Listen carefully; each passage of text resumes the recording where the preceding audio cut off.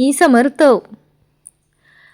कामिका एकादशी म्हणजेच आपल्या आषाढी एकादशी सारखीच मोठी एकादशी असते आणि आपण जर या एकादशीच्या दिवशी काही उपाय केले, आपल्या घरामध्ये जर कापुरासोबत ही वस्तू जाळली तर आपल्या घरामधील निगेटिव्हिटी दूर होते, घरामध्ये सकारात्मक ऊर्जा प्राप्त होते आणि ही वस्तू तुम्हाला संध्याकाळच्या वेळी जाळायची आहे. हा एक अत्यंत सोपा आणि शक्तिशाली उपाय तुमच्या संपूर्ण घराचं नशीब बदलून टाकेल.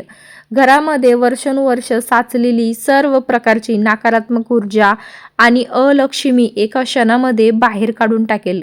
घरातील तीव्र वास्तुदोष, कुणाची लागलेली वाईट नजर, गुप्त शत्रूंची बाधा किंवा करणी पीडा मुळापासून भस्म होऊन जाईल. ज्या घरामध्ये रोज कटकटी होतात, नवरा बायकोमध्ये विनाकारण वाद होतो किंवा घरात सतत चिडचिड होते, तिथे कायमची सुख, शांती आणि समाधान निर्माण होईल.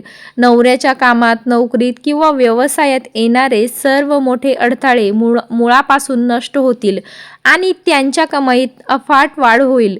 त्यांच्या कामाच्या ठिकाणी त्यांना योग्य मान सन्मान मिळेल आणि रोजच्या मानसिक त्रासापासून पूर्णपणे सुटका होईल.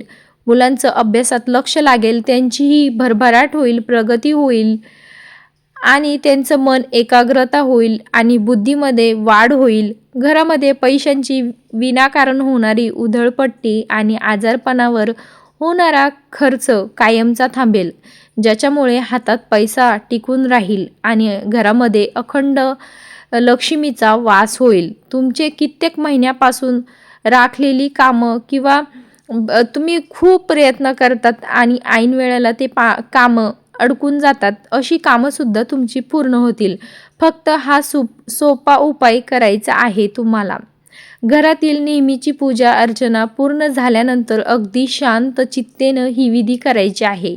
सर्वप्रथम एक पितळी, तांब्या किंवा मातीची स्वच्छ दिव्यामध्ये 2 ते 3 उत्तम प्रतीचे शुद्ध भीमसेन कापूर टाकायचा आहे, म्हणजेच कापराच्या वड्या, आणि त्या कापुराच्या वड्यावर 3 ते 4 अखंड, ज्याचे वरचे फूल तुटलेले नाही, अशा पवित्र आणि सात्विक लवंग टाकायच्या आहे. या लवंग तुम्ही 3 टाकायच्या आहे आणि या लवंगासोबत त्यावर चिमूटभर पिवळी मोहरी, थोडंसं अष्टगंध आणि एक छोटं हळकुंडाचा तुकडा टाकायचा आहे. हे सर्व साहित्य एकत्र केल्यानंतर कापूर पेटवून घ्यायचा आहे आणि त्यांची मंद ज्योत तयार करायची आहे. कापूर पेटल्यानंतर त्यातून जो सात्विक, अलौकिक आणि पवित्र धूर निघेल, तो धूर संपूर्ण घरामध्ये फिरवायचा आहे.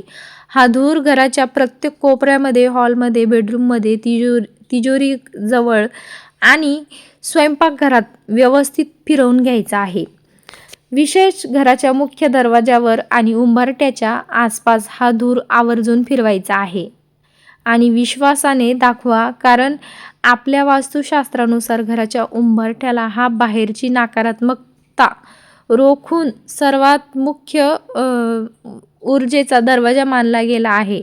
हा धूर संपूर्ण घरात फिरवत असताना मनामध्ये कोणताही संशय ठेवायचा नाही किंवा वाईट विचार अजिबात ठेवू नका. अगदी पूर्ण श्रद्धेने आणि शांत चित्तेने ओम भगवते वासुदेवाय नमो या मंत्राचा सलग जप करत राहायचा आहे. त्याच्यासोबतच आपल्या श्री स्वामी समर्थ या अत्यंत प्रभावशाली मंत्राचाही जप तुम्हाला करायचा आहे. घरातील सर्व खोल्यांमध्ये धूर दाखवून झाल्यानंतर तो दिवा घराच्या मुख्य उंबरठ्याच्या बाहेर सुरक्षित ठिकाणी ठेवायचा आहे.